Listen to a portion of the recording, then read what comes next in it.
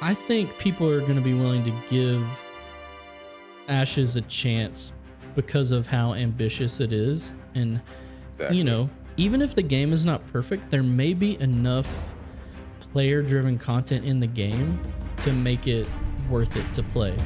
Hey guys, it's BadCuzDad. We're back. It's Tom Scott. We're joined by our buddy Rob, and today we're going to talk about the Gathering reveal that was showcased in last month's live stream. I know we're a little late, but hey, we get to it. You're getting the news last from us. But anyway, we're here. We're going to talk about it. It was pretty cool, and so we just want to touch on it and discuss some things. Rob, welcome back, man. What have you been up to? What kind of games have you been playing recently since last time we talked to you? Doing pretty good. You know what? I had recently got a PS5 and I started playing some console on there. Pretty much same as before. Lost Ark is pretty much my go-to every day. Doing my dailies, waiting for the next update to come out. Mm-hmm. Wait, did you get God of War? Not yet. Oh, okay. I will eventually. All right. That does look awesome. And that's coming out on PC, right? Yeah, but not for like another year. It's only PS5 right now. Gotcha. All right, Scott, what about you, man? What have you been up to? What have you been playing? I've been playing a little Overwatch too. That's Okay. about it. And I got a bunch of beef with that right now, as I'm sure a lot of people do.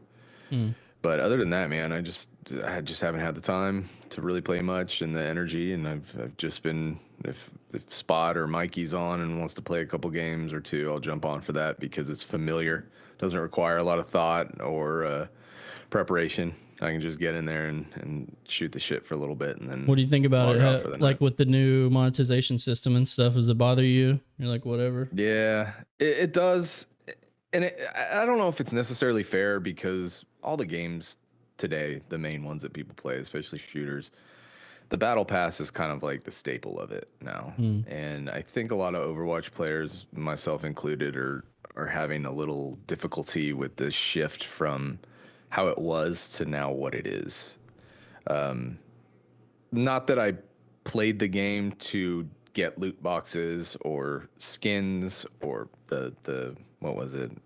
Not the ranking, but I guess you could kind of like get new portraits the longer you played. It was kind Like of cosmetics and stuff like that, the gold weapons and all that.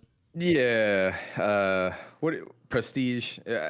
So it was like loosely kind of prestige, and they seem to have taken they've taken out a lot of the things that kind of were intrinsically rewarding and strictly moved to a monetary like standpoint of how you play it, and it's still fun. It's essentially the same game with new heroes, but it feels like it's missing a little bit of that piece, that draw that kind of encouraged you to keep playing it. And it's a lot. It's along the lines of a lot of stuff we've talked about here when it comes to MMOs. Like we play because we get something out of it, whether it is cosmetics or titles or achievements, whatever. You feel like your time being invested is worth it. And it as of now, it's like I play the matches, but I don't feel like I really am moving towards an ultimate goal or an ultimate reward system, so to speak, without dishing out money, of course. Right. Yeah, well, I know we're coming off kind of a Destiny 2 kick, and they kind of have that same seasonal model, right? Or at least I got the battle pass that went with it. Yeah. And after I finished the battle pass, I kind of was not as motivated to keep playing. I've finished all the stuff, got all the cosmetics, all the rewards. And they're, obviously PvP is still fun, so you can do that, but yeah, I don't know. I guess that's the pro and con to the seasonal model, right? To the battle pass. It's like once it's done, you kind of walk away, or you can, and maybe that's by design. Yeah. Maybe they don't mind, and I respect them for that if that's their philosophy.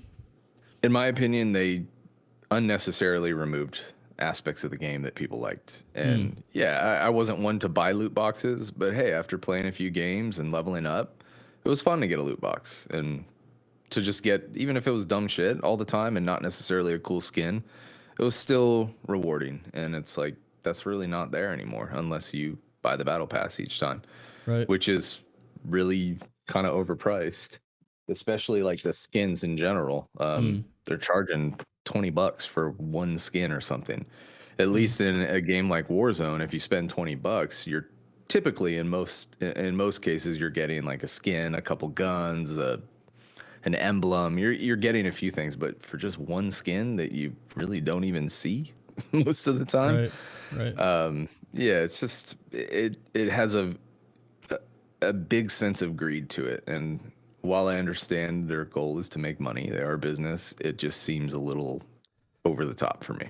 Well, from one game with predatory business practices to another, let's talk about Ashes, right? Yeah. $500 for alpha access.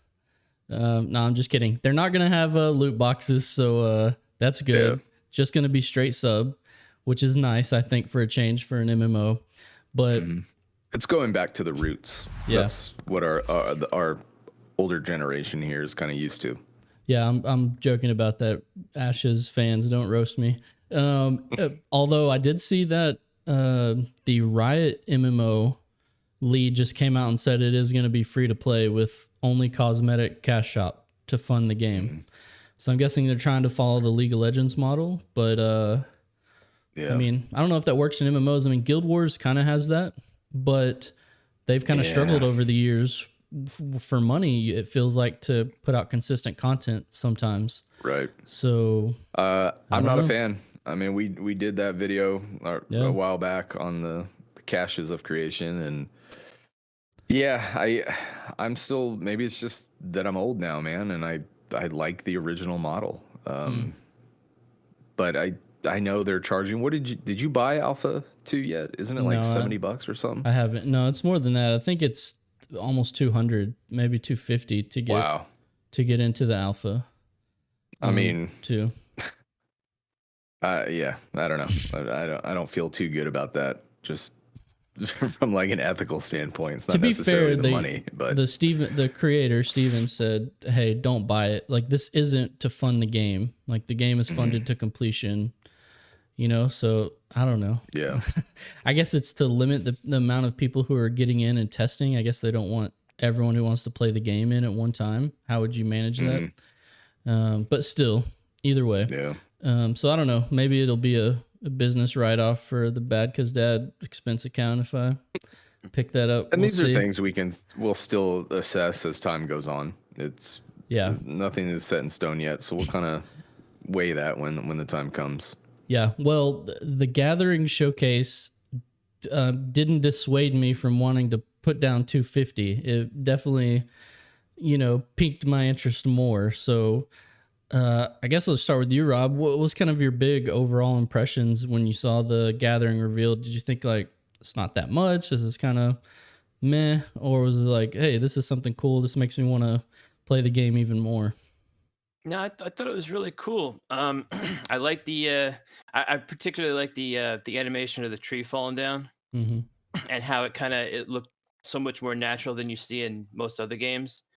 I also like the when you're mining rocks, you don't know what mineral is going to be in there until you actually crack it open. That's kind of a cool idea, because with other games, you kind of know what you're mining when you're looking at it. Whereas here, it's kind of a crapshoot. So if you're looking for something in particular, you might need to, keep looking and looking and looking. And I like that aspect. I'm assuming it's going to take up, I don't know if it's a charge of whatever your mining tool is, or it's going to degrade your mining tool. So you are kind of taking a risk, right? You're not exactly sure what you're mining, and you're going to be using up, that mining tool to do it. But yeah, what about you, that's Scott? what Steven talked about too. Steven talked a lot about the risk reward in the game, and I think that's a huge aspect. I personally am I'm a huge Steven Sharif fanboy at this point. We've been watching him a while now, and when it comes to gaming, I feel like we share a lot of the same philosophy, and I feel as though he has just a bunch of old dudes talking about MMOs. Yeah, he wants to get back to the good old days, so to speak, when MMOs were still, for the lack of a better word, they were kind of magical. They just were cool. They were different. They were unique, and they were unlike anything we had experienced up until that point. So And I think he mentioned this in probably, it might have been in the archery video where he showcased the Ranger. He said that graphics don't make the game, right? The gathering, the trees falling, the physics, that's not going to make the game good. But if the game is good, those little cool details are going to make you the experience, the immersion better.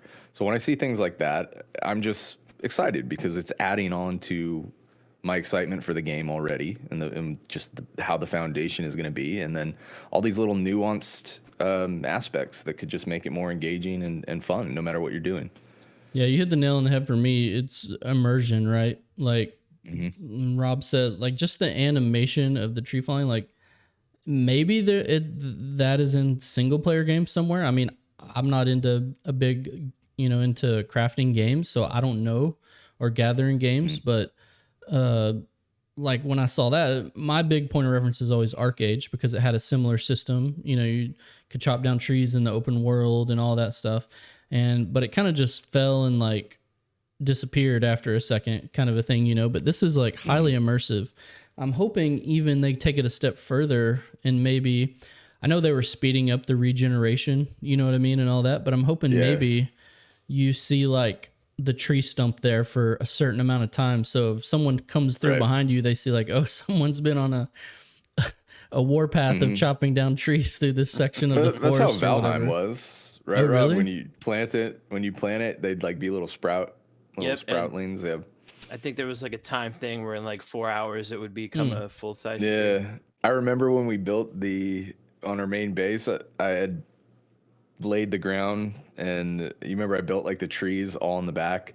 Yeah. And I remember just logging out after chopping them all down and coming back in. They were all growing back the next day. It was just, it's cool. You feel like you have this progression. So if it can give me a similar feeling to a lot of the features in Valheim when it came to gathering and crafting, that is awesome. And for being somebody who's not generally into that stuff, it makes me excited for that stuff. Is it giving you guys a Valheim vibe when you look at some of this stuff? Yeah, a little bit. I mean, Valheim is kind of it doesn't have the graphics of a lot of games, but because of the way it is and because of how different it is, it kind of pulls you in. So even though you're not stunned by the there's certain aspects of the graphics that kind of stun you, like the sun setting over the water. But like you look at like the characters, you're like, oh, this looks like a game from like 10 years ago. N64 type. Not even that. Like looks like PS1 type graphics. Yeah, a little bit. Yeah. But because of there's certain aspects that kind of pull you in. Like the music was great. Every area had its own like little music that fit. They just need to update their game. Yeah, such as the gaming world right now, right? Yeah, and I think this is going to be a theme for me throughout all the stuff we talk about. Is it's just like this extra that they didn't have to do, right? It's almost like a tip of the cap to the people who want to do artisan stuff, right? Like just gathering and crafting. It's just another level of detail that if that was my main thing, maybe like you, Rob, I don't know, or just like crafting, I would be like, I appreciate this. This is amazing. Like they didn't have to go this extra mile with the animations and the system that they've gone with. And so I don't know, man, I was pretty impressed. And I think we kind of touched on this, but the visuals only matter if the game is good, right? Yep. And so we will see in the long run. Another thing they mentioned that I thought was interesting to me as a non, crafter, gatherer, most games, was that usually why I feel like it's so boring to me sometimes is the nodes respawn in the same location, right? In MMOs anyway. You hit the mine, you mine the ore, you wait a certain amount of time, the ore comes back in that same location, right? And so I don't know, that's kind of boring, or especially if there's not shared resources. You have people fighting over the nodes and everybody knows where the node is going to be. No, we do, but it's just not random enough. It's like everything is always going to happen in the same pattern all the time. Is that a big deal, Rob, to you? Like, is it interesting that nodes are going to spawn in random places. And so you're not going to know every time where things are going to pop up? Or do other games do that you've played?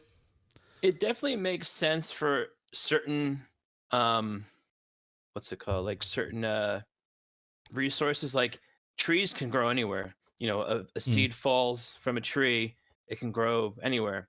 I think the mining is probably going to be a little different because, you know, mines don't grow. So kind of takes you out of reality a little bit. Right. But I don't know. It'd be awesome if there was like something. I started thinking of Lord of the Rings. Like if you could actually go in and mine inside mountains or caves, like that'd be an awesome aspect. Yeah. I don't know if that's in there, but they should. Or dig to find mines, to find resources. Well, I would hope that, I don't know if they alluded to this necessarily, but we know seasons are going to play a big part in gathering. Yeah. And so I think if you're close to a mountain, you're going to have more mining possibilities, I would hope. And if you're like in the Riverlands, maybe it's more of a place to gather, you know, flowers or, you know, different things that are going to be specific to that region. You know, obviously forest, you have to be in a wooded area. So I think one of the cool things about the randomly spawning nodes is, first of all, you don't know where they're going to be, but it seems like they're putting in a system that if you can progress in gathering enough, they're going to give you this tool called a surveying tool.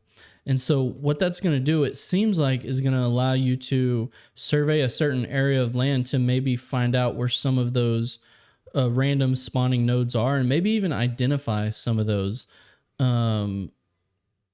So I don't know. I thought that was kind of cool. Like I said, just another layer that gatherers get. What did you guys think of that system when you heard about it? Go for it, Rob. I think it's a good idea, but I think they could even go further and make it more like a like a leveling system. Like the more you gather, the better your character gets at kind of perceiving where stuff is. Like make it more of a slide rule rather than a you get it or you don't.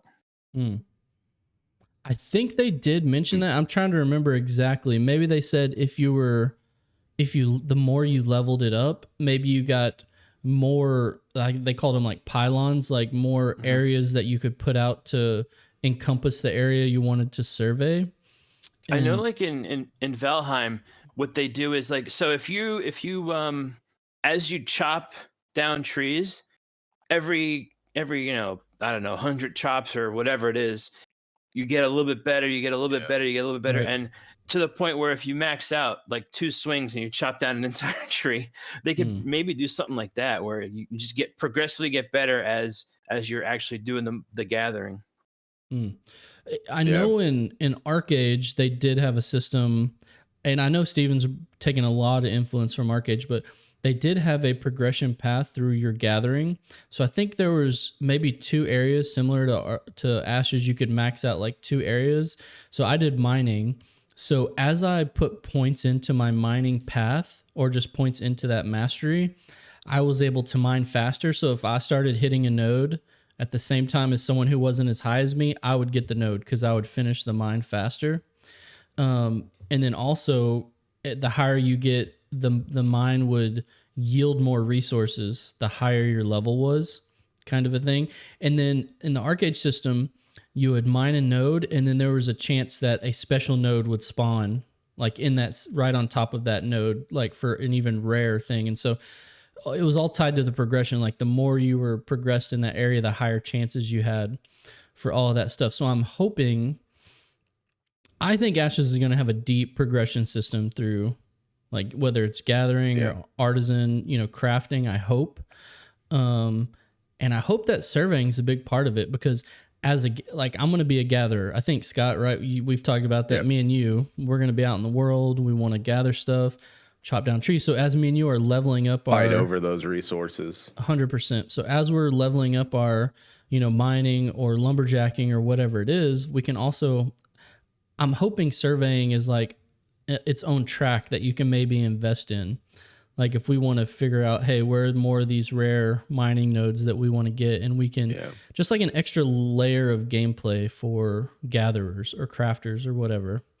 They've spent so much time on making this world beautiful and immersive. So anything that, number one, gets me out into that world and then adds a layer of progression and achievements, I'm all for that. That sounds super appealing. And it's another element that I can engage in that I probably wouldn't normally do in other types of MMOs.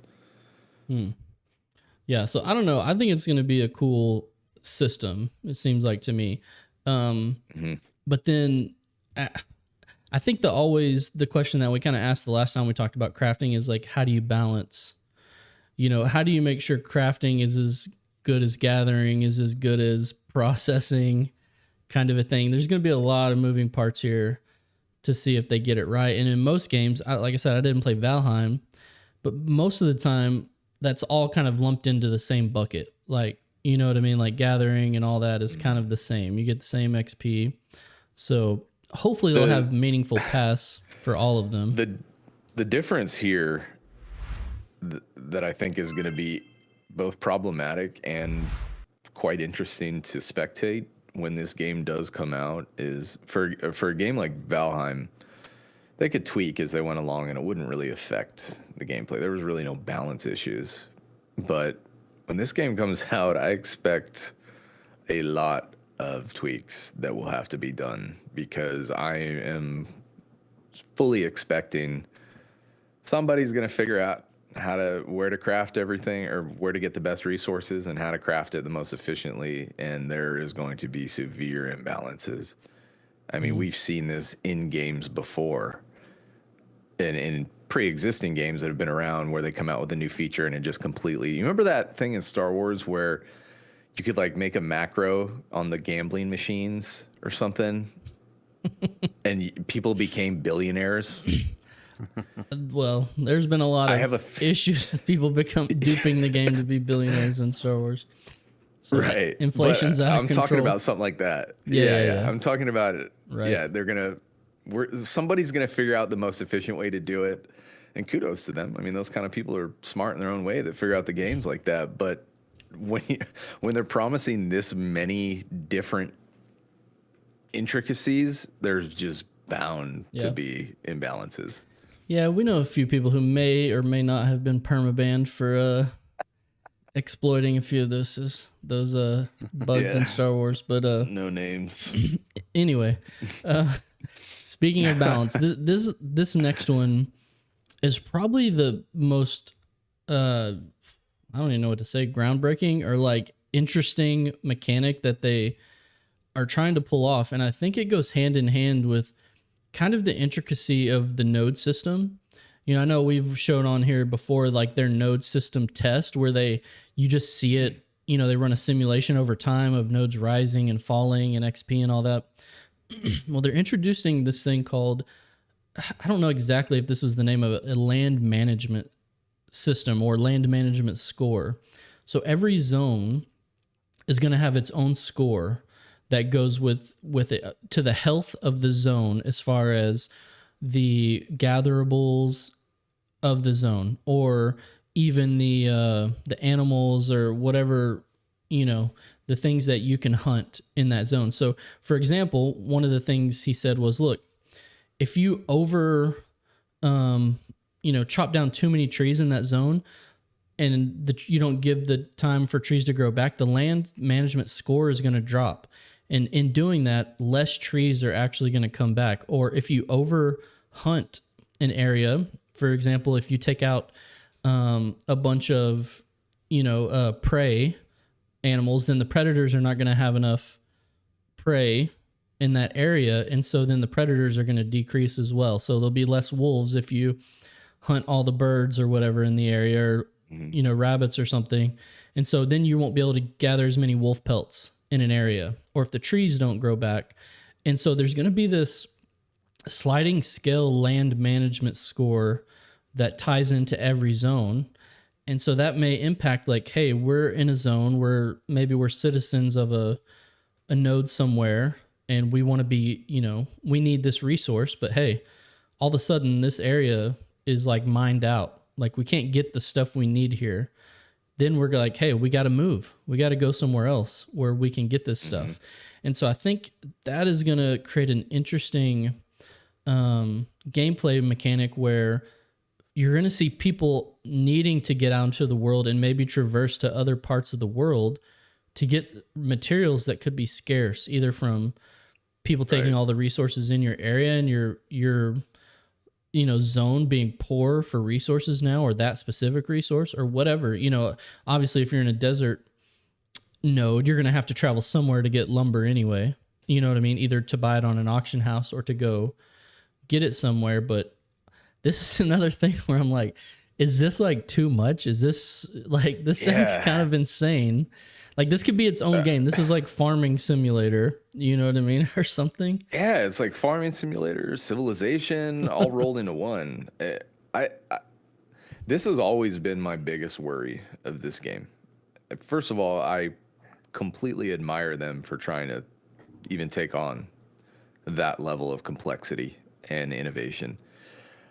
I cannot help but feel as though in some ways they could be shooting themselves in the foot here. That's my only hesitation, man. And I don't know if you guys have been feeling that. And maybe it's just the old grumpy cynic in me. I don't know. But it is a level of complexity that we have not seen in an MMO yet, which is awesome. You know what it's going to do? It's going to force different groups to just fight over land, like in real life. Yeah. It's the most realistic MMO approach that I've seen up to this point. Well, coming from Arcade was all about politics. I'm sure you've heard stories of even like, what's the EVE Online, right?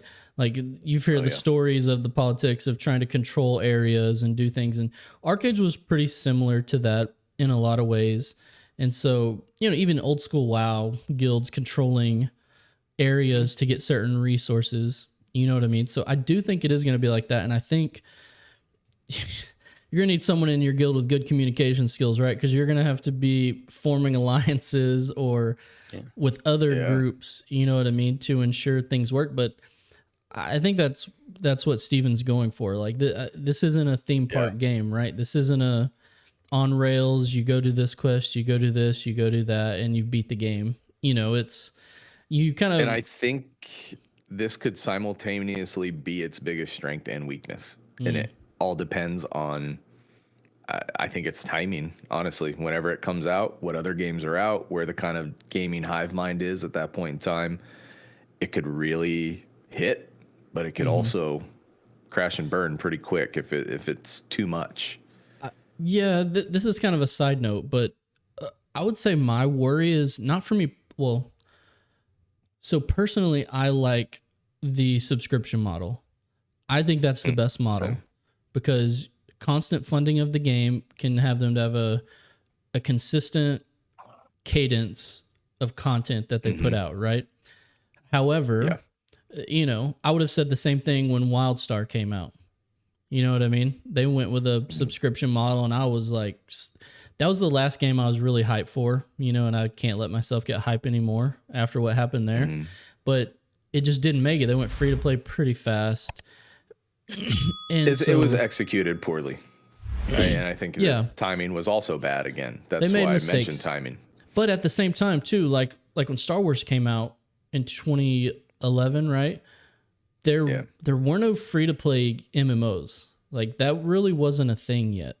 Guild Wars in 2012 was kind of like, we're going to do, you just buy the game once with no sub, but it wasn't free-to-play. But now, free-to-play is like the norm, right? Like, things have changed over time, and it may even change more before Ashes even comes out. And right now, Ashes is paired up against the Riot MMO, which, like we were talking about earlier, just announced they're going free to play. So I don't know. That's my concern. I don't know if it's like a big deal, but I think people are going to be willing to give Ashes a chance because of how ambitious it is. And, even if the game is not perfect, there may be enough player-driven content in the game to make it worth it to play. Like even if everything's not perfectly balanced, we might be able to go in and say, you know what?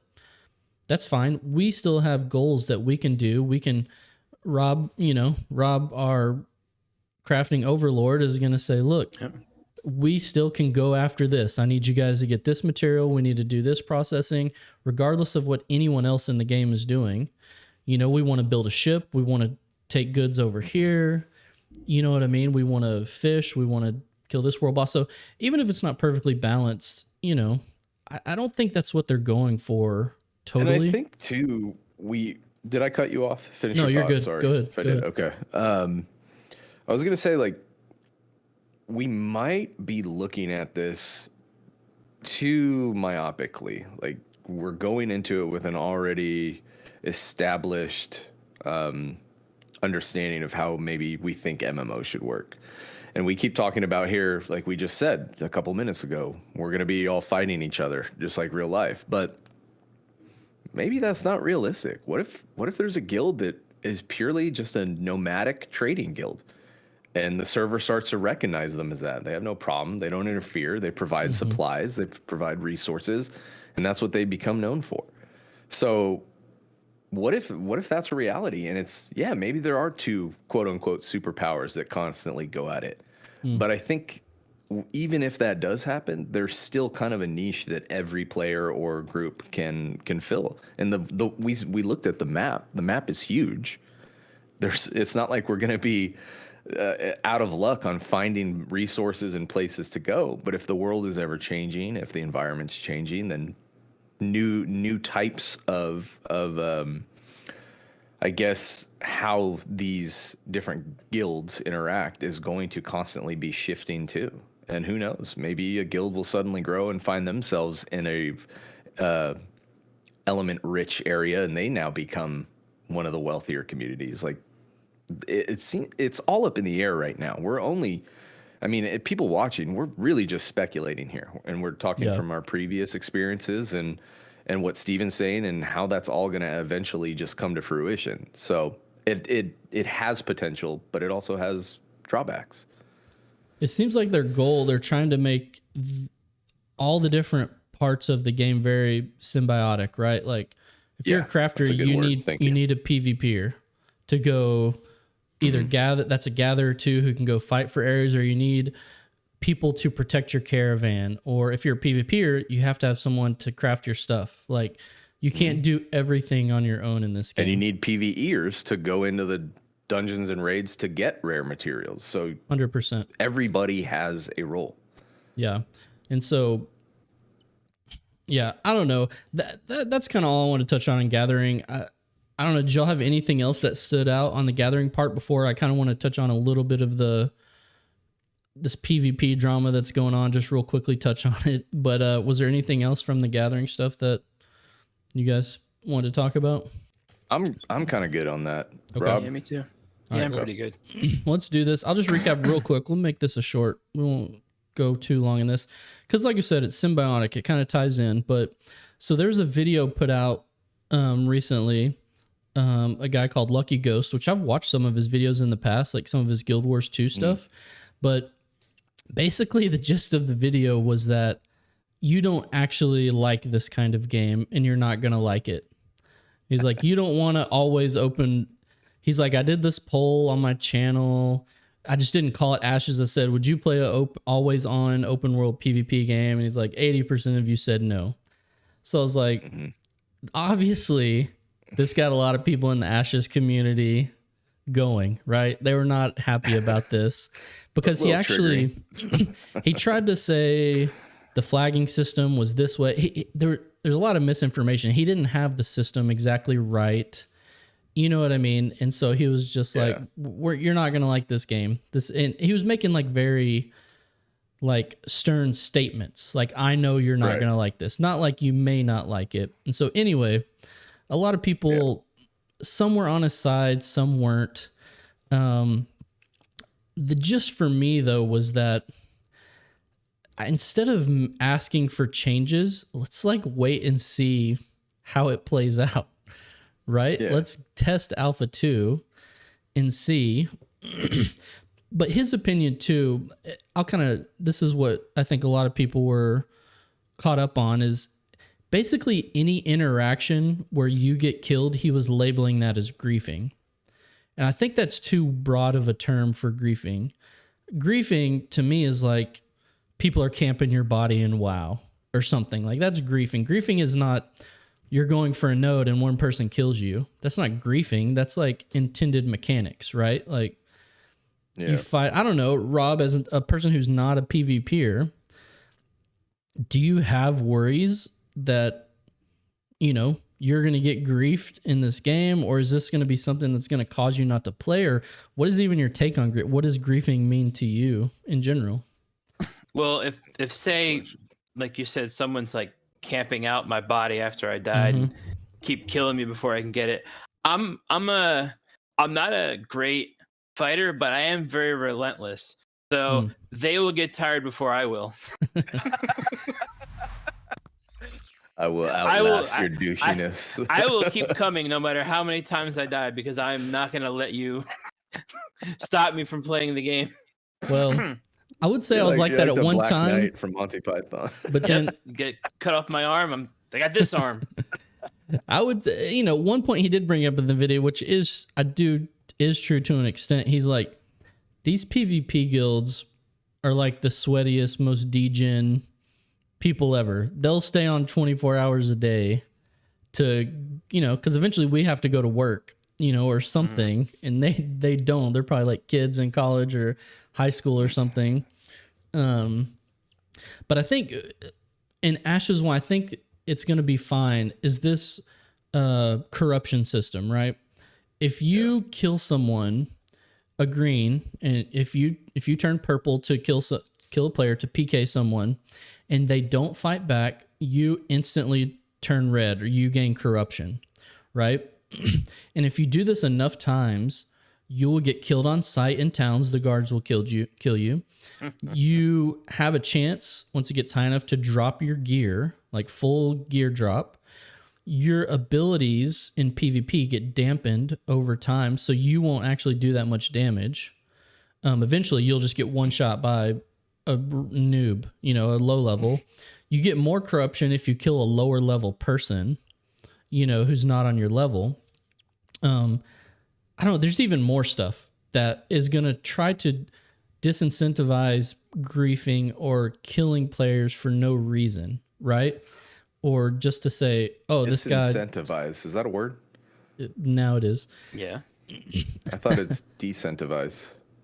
You know, I heard something similar. They're thinking about sorry, doing. That just made my brain stop for a sec. Let's question my reality. I hear they're doing something similar for Diablo 4, where like if you start killing newbies, you become like, you get to a point where people can actually see you on the map, and it becomes like more of a prestigious thing to kill you. And not only that, but the more you looked. I'm an idiot. The more you kill, smart.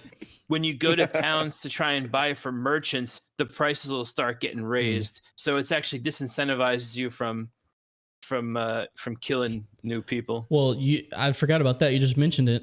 As you get more corruption, you do show up on the map, and people can take bounties to come kill you. People from military nodes. Yeah. So here's the other thing, right?